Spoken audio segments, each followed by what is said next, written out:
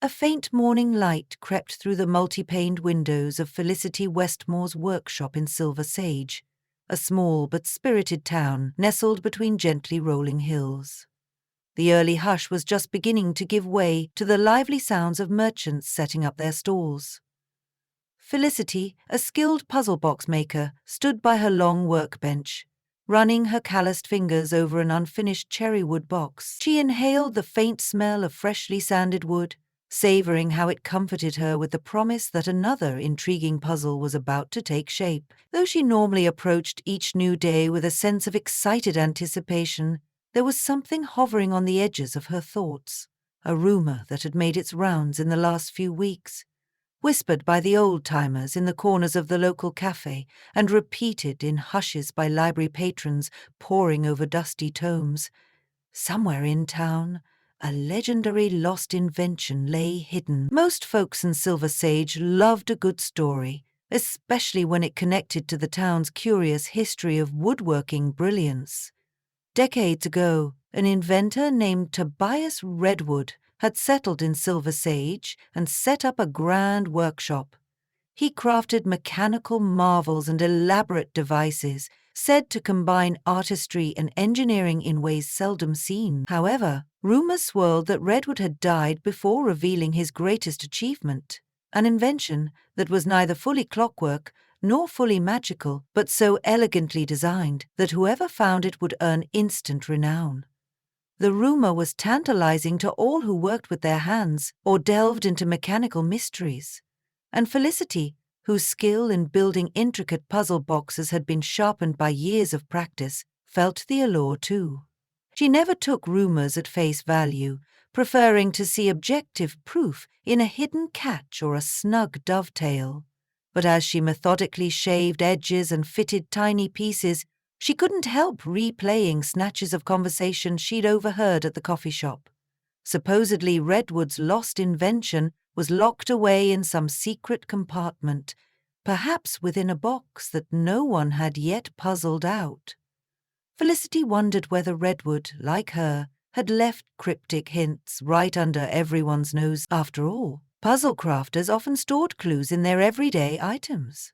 Could Redwood's greatest invention be hidden in something as unassuming as an overlooked box in somebody's attic? Or maybe it was concealed behind a carved panel in a building's architecture. Her musings were cut short by a soft knocking on her workshop door. She quickly wiped her hands on her apron and opened it to find Marian Fowler, the local librarian, a tall, thin woman with wire-rimmed glasses. Marian looked more animated than usual, her face glowing with excitement. In her hand she clutched a slim, battered notebook with a cracked leather cover. "I have something that might interest you," Marian said, stepping inside and closing the door behind her. She held up the notebook. An older woman just donated a box of books to the library. This notebook was tucked in with them. Inside, there are references that sound remarkably like Redwood's rumored invention. It's written cryptically, but you're good with puzzles, so I thought of you. Felicity beckoned Marian to her workbench. Her heart fluttered a bit, her curiosity piqued. She set aside a half-finished puzzle box and cleared a space. Gently, Marian opened the notebook's pages, revealing lines of cramped handwriting interspersed with geometric diagrams. Many pages had doodles of rotating cogs and mechanical connections next to lines of code-like writing. Some lines were in plain English, disjointed remarks about Redwood's workshop or scribbles of shapes that might have matched the outlines of puzzle pieces. Others were so cryptic and garbled that Felicity could only guess at their meaning. "So Redwood really did keep notes," she exclaimed breathlessly. "Look at these pivot points, these angles. They could be references to compartments within compartments." Marian nodded. "That's what I thought. But deciphering it requires specialized knowledge. Yours. Is there a chance you'd be interested in taking a crack at it? The library board would be grateful, and it might make an excellent exhibit if you uncover something significant." Felicity agreed to try. Puzzle solving had its own rhythm, a pattern of insight and persistence that she found deeply satisfying. Though Redwood had died decades ago, and many believed his lost invention to be nothing more than legend, Felicity was enthralled by these notations. Carefully, she promised Marian she'd keep the notebook safe. As Marian left, Felicity rubbed the cover, feeling a surge of possibility. She made a steaming mug of chamomile tea and began jotting down the clearest passages from Redwood's notes. Occasionally, she'd pause to run her fingertips over the grooves in the workshop's aged walls, aware of how Silver Sage's heritage lingered in every beam of wood. She couldn't shake the uncanny feeling that Redwood's presence still persisted, hiding behind cryptic scribbles awaiting discovery. Anthony. That same afternoon, Felicity was halfway through deciphering one of Redwood's cryptic instructions, something about aligning the moonlight with a mirrored panel, when she noticed an odd symbol tucked into the workshop's baseboard. She had worked in this room for years, installing shelves and rearranging tools, but never before had she noticed a small carving right by the floor. It was a graceful swirl resembling an R, or maybe a stylized spiral, cut into the wood in faint lines. Bending down, she used a magnifying glass to examine it more closely. The swirl looked suspiciously like the swirl Redwood had doodled in the notebook's margins. Curious, she gently pressed on the carved swirl. To her surprise, the baseboard shifted. She pushed further, and a small section popped open like the lid of a hidden cubby. Her heart quickened. She reached inside. At first, her fingers touched only a dusty crevice. Then she felt a folded piece of parchment. Carefully she pulled it out, revealing a single sheet, brittle with age, covered in spidery ink scrawls. She held her breath, gently brushing dust from the text. As she suspected, the handwriting bore the same distinctive style as the cryptic lines in Redwood's notebook. It included a series of numbers, perhaps a sequence. Below the numbers were lines of cursive that read, "When wood meets glass in lunar glow, the key shall emerge to set secrets." Felicity's pulse quickened. Why would Redwood's note be hidden in her workshop? Could Redwood have lived here once, or had he known a previous tenant? She found herself smiling at the realization that she was, in fact, standing on top of a puzzle, meticulously crafted by Redwood for a reason only he had known. For a moment, it felt like a message had traveled through time, and she, Felicity Westmore, was the puzzle maker chosen to decipher it. The idea that Redwood had picked her workshop as a repository for his cryptic note fueled her determination to press forward, no matter how convoluted the clues might become. Curiosity can be overwhelming, and Felicity soon found it impossible to concentrate on finishing her current commission for a local patron. She turned her attention fully to Redwood's hidden note. Using Redwood's notebook as a guide, she recognized the number sequence from one of the coded pages. It seemed to map coordinates or measurements. A reference to "when wood meets glass in lunar glow" reminded her of the cryptic mention of aligning the moonlight with a mirrored panel. She rummaged around in her workshop for mirrors, glass squares, reflective surfaces, anything that might match Redwood's instructions. Then she remembered a peculiar piece of glass that she'd found years ago in a dusty trunk in the attic above her workshop. Its edges were beveled, and the surface shimmered in unusual ways under certain light. She'd never used it, because it was so distinct. It felt too special for a typical puzzle box. She retrieved the glass from its padded wrap. Holding it at different angles, she noted how it refracted the sunbeams streaming through her windows. Could Redwood have left instructions for how to mount this glass to catch the moonlight? Glancing at her watch, she realized nightfall wasn't too far off. She could prepare the glass and see where the moonlight might fall. Perhaps she needed to confirm a particular alignment or measure a certain angle.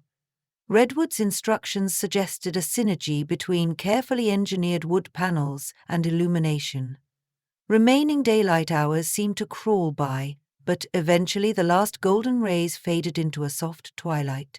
Felicity opened the windows to let in the hush of an early spring evening, placing the glass panel in different spots around her workshop to guess where the moonlight might strike. She didn't even know if the piece in her attic was Redwood's actual glass or if she was chasing shadows of rumor. But the swirl in the baseboard had convinced her there was more to this than idle fiction.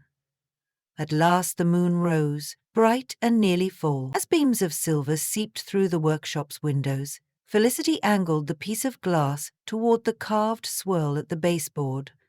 The swirl was mere feet off the ground, and she lowered the panel, feeling silly at first.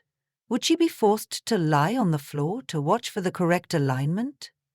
Step by step, from various angles, she studied the reflection in the glass.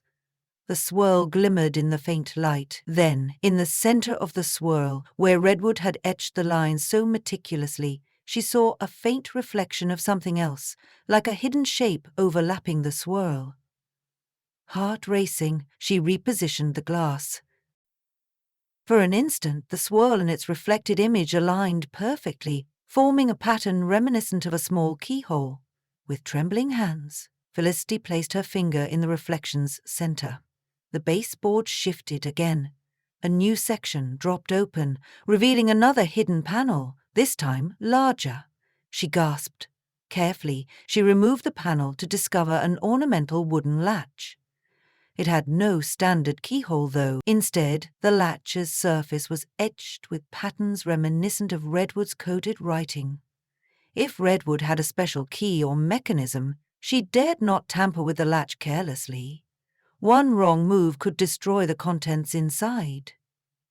The next morning, she dived back into Redwood's notebook, searching for anything that referred to a specialized wooden latch or a code-based locking mechanism. Hours passed as she pored over intricate sketches, scrawled formulas and cryptic lines of text. She tried to replicate Redwood's ciphers on scrap paper, testing letter substitutions or referencing the geometry of puzzle boxes she had built in the past. On one page, she found a partial diagram of a wooden latch with etched lines. Scribbled next to the drawing, Redwood had written, "Only the correct alignment of letters reveals the opening. Woe to the impatient who forces the mechanism." Felicity got an inkling that she needed to apply Redwood's letter cipher to the etched lines on the latch. She recognized shapes behind the swirling pattern that might correlate with letters of Redwood's personal alphabet. If each swirl or curve corresponded to a letter, then rotating a piece of the latch until the letters spelled something might unlock it. She rummaged around her workshop for a small spool of waxed thread and a chalk pencil, then carefully traced the latch. As she compared the traced pattern to Redwood's cipher, the letters didn't form a recognizable word in English. However, Redwood's text had a frequent shift, like an encoded alphabet. On a hunch, she applied a shift of 3 letters forward, guessing Redwood might have used a classic Caesar cipher or a variation of it. After a few false starts, she found that rearranging the swirl's pattern and applying a shift spelled out the faint word serenity. She ran her fingertips over the etched latch, gently twisting the wooden mechanism to align the shapes in a way that matched that hidden word. It was a delicate process. The wooden dial was stiff from decades of disuse, and she held her breath, wary of putting too much pressure on an antique treasure. Finally, after aligning the patterns, she felt a gentle click. The latch sprang open, revealing within a shallow compartment. Nestled inside was a parchment roll and a small cloth pouch. With careful, reverent hands, she retrieved both items. Inside the pouch lay a metal key, so finely wrought it looked like a piece of jewelry. Its bow was shaped into intricate swirls that echoed Redwood's style. The shaft was thin, with grooves so precisely cut they nearly sparkled. Felicity sensed it was the kind of key that fit only one lock in the entire world. Next, she unrolled the parchment. She found a crudely drawn map of Silver Sage, noticeably older in style. Certain landmarks, like the clock tower and the library, were in slightly different locations, or depicted with less surrounding construction.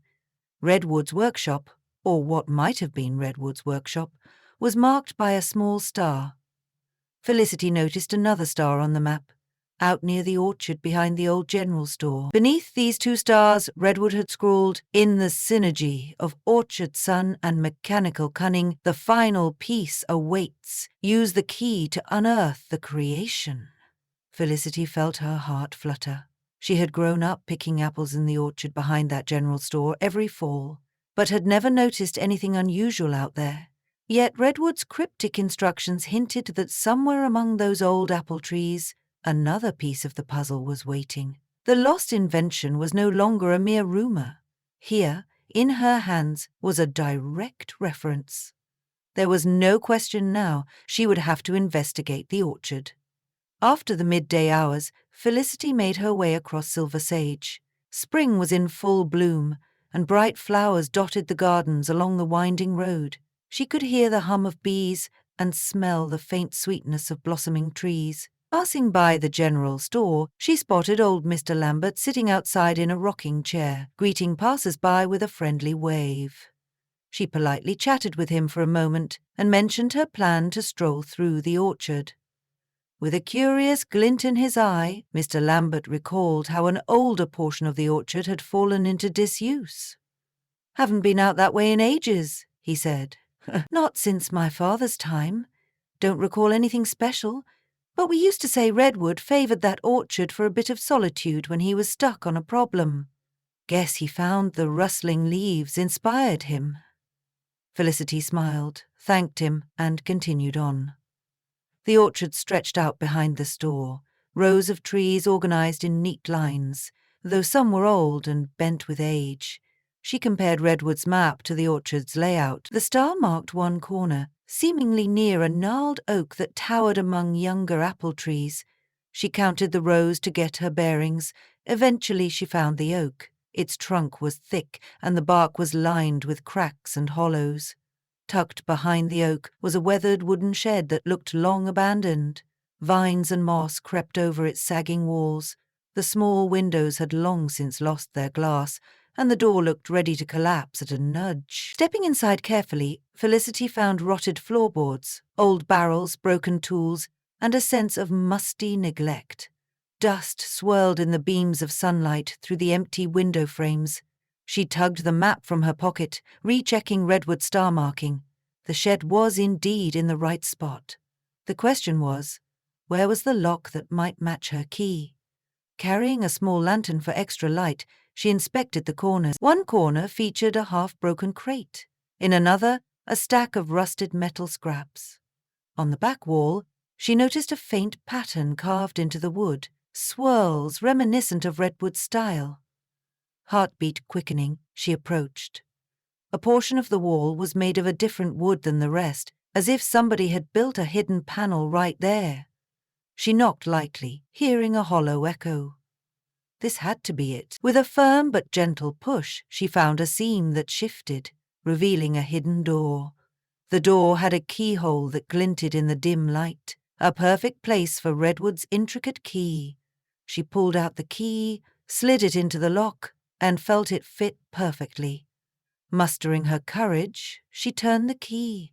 The hidden door clicked open, revealing a cramped compartment within the wall of the shed. Felicity peered inside to see an elaborately carved wooden chest, and her breath caught. The chest was small but painstakingly decorated with Redwood's signature swirling designs. It took both hands for Felicity to lift it out of the compartment and carefully set it on the ground, where dust motes danced in the golden sunlight. There was no obvious latch or keyhole, typical Redwood cunning. She ran her hand over the top. Feeling for edges and hidden seams, she discovered a faint outline in the shape of a gear. Could it be Redwood's big secret was hidden inside? She began to systematically test each corner and side. It reminded her of the puzzle boxes she made, sliding panels, hidden latches, partial openings that revealed further compartments. Bit by bit, she found a few removable pieces. The chest opened to reveal another layer, and in that layer lay something wrapped in oilcloth to protect it from dampness. With trembling excitement, she unwrapped Redwood's invention. It was smaller than expected, a device of polished metal and intricately carved wood. Nothing like a standard clock, though gears interlocked elegantly.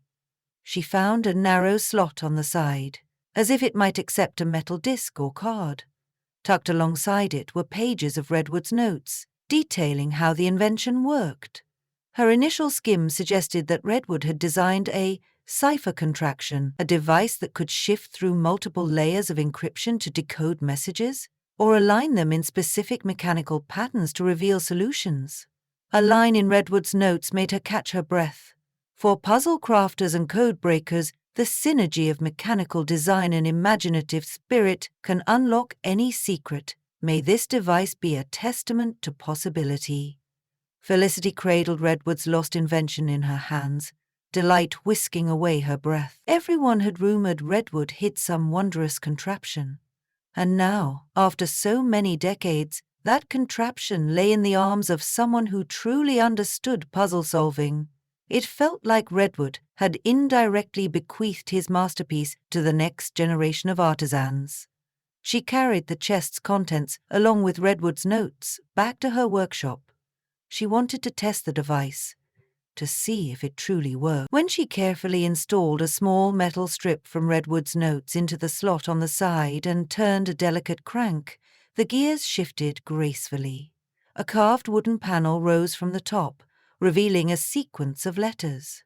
The instructions implied that by inputting an encrypted phrase, the device would decode it or present the puzzle's solution in symbolic form.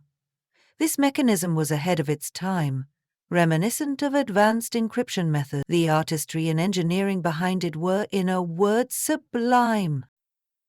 News traveled quickly in a small town like Silver Sage. By the following morning, Marion Fowler had heard of Felicity's discovery. She arrived at the workshop, breathless from excitement, her glasses sliding down her nose. She gazed in astonishment at Redwood's invention. "This is nothing like I've seen," she whispered in awe. Do you realize what a historical treasure this is for Silver Sage?" Felicity smiled fondly. "I'd venture Redwood intended for it to be found. He hid bits of it everywhere, making sure that only someone who truly delighted in puzzles and craftsmanship would unravel its mysteries." She tapped the mechanical device lightly. "It's not just a pretty gizmo. It actually decodes ciphers. Even Redwood's notes mentioned using it for advanced puzzle-making or secret communications. It's an invention decades ahead of its time." "Are you going to put it on display?" Marion asked. "The local historical society would be overjoyed." "I think Redwood would want people to appreciate its design," Felicity said thoughtfully. "But more than that, I sense that Redwood hoped it would be used. Objects like this aren't meant to be locked away and stared at. They need to live in the hands of those who create and decode." In the days that followed, Silver Sage buzzed with excitement. Marion arranged a small exhibit at the library, complete with Redwood's original notes and references to puzzle-making. Pupils and local hobbyists dropped by in droves, eager to see the remarkable device that Redwood had bequeathed to future generations. Felicity offered demonstrations, carefully mounting Redwood's invention on a sturdy pedestal and inserting encrypted messages for the device to decode. The watchers, enthralled, crowded around to observe the gears spin, the wooden segments shift, and the solution reveal itself like magic. All the while, Felicity remained both caretaker and student of Redwood's genius. Her own puzzle boxes began to evolve, inspired by Redwood's layering of intrigue and functionality. As she built new commissions or displayed her pieces at craft fairs, she found herself incorporating subtle nods to Redwood, signs of compartments within compartments, or cryptic hints carved into the wood. Soon, visitors from beyond Silver Sage traveled to see the Redwood contraption, as it was dubbed, and to commission Felicity's puzzle boxes, enthralled by the synergy between tradition and innovation blooming in her workshop. One particular afternoon, a traveling mechanical artisan arrived, an older man with kindly eyes and a gift for clockmaking. He introduced himself as Lionel Redwood, a distant relative of Tobias Redwood.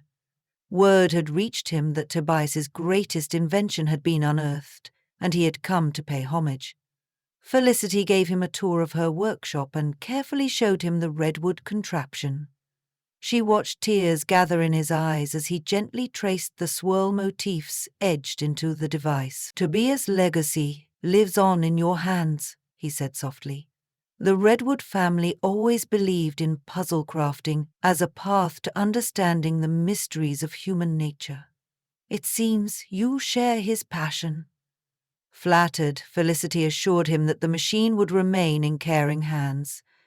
Together, they tested a new code Lionel had brought with him, just to confirm Redwood's invention still functioned for fresh challenges. As gears turned and yielded an elegant solution, the old man laughed in delight, proclaiming that Tobias Redwood would be proud indeed. In the months that followed, the Redwood contraption became part of Silver Sage's identity. Workshops were held at the library, where Felicity and Marianne taught children about ciphers, hidden locks, and the joys of creative thinking. Felicity discovered that Redwood's methodical brilliance, once feared lost, was blossoming anew as an inspiration throughout the entire community. Tales of Redwood's invention moved beyond mere rumor to official recorded history, complete with articles in regional newsletters bringing visitors eager to solve riddles and decode secrets. Yet, in her calmer moments, Felicity still marveled at the improbable chain of events. Redwood's swirl, hidden in her own workshop baseboard. A battered notebook discovered by chance in a donation drop. And an orchard shed concealing a chest that had waited decades for someone to open it. That Redwood had left cryptic footprints scattered around Silver Sage was a testament to his unwavering faith in puzzle lovers, those who, like him, believed that anything hidden could ultimately be revealed through intellectual curiosity and craftsmanship. Felicity never forgot the thrill of kneeling on her workshop floor, moonlight casting fleeting reflections in that mysterious piece of glass. The soft click of a latch opening to yield the next puzzle piece. She, quite literally, followed Redwood's footsteps and found herself in the orchard with an old key in hand, unlocking secrets and breathing life back into an invention. Each recollection of those moments was like a whisper from Redwood to keep pushing boundaries, to keep exploring the synergy of art and engineering. One early summer evening, after the final rush of curious visitors had left her workshop, Felicity took a moment to reflect. She sat in a wooden armchair by her latest creation, a puzzle box that borrowed Redwood's swirling motifs. Flickering candlelight revealed the Redwood contraption on a nearby table, still open from her recent demonstration. She studied its gears and wooden panels, struck once again by how seamlessly Redwood had melded beauty with function. She realized that Redwood's greatest gift might not have been the invention itself, but the spark of wonder it ignited in everyone who saw it. Setting aside her usual tasks, she decided to slip a small piece of paper between the gears. The same cryptic note Redwood had first left behind. When wood meets glass in lunar glow, the key shall emerge to set secrets free. The device whirred softly, and the letters arranged themselves to mirror Redwood's message. With a gentle smile, Felicity nodded, feeling the comforting presence of the brilliant puzzle maker who, through the power of hidden clues and mechanical ingenuity, had entrusted her and all of Silver Sage to rekindle his legacy. It was now her story too, the puzzle box maker, who, upon hearing rumors of a lost invention, discovered that her own workshop was the birthplace of Redwood's final secret. In the faint candlelight, she closed her eyes and let the quiet hum of gears fill her thoughts. Tomorrow, she would continue her mission teaching, creating, and unraveling new layers of mystery, all under the watchful inspiration of Tobias Redwood.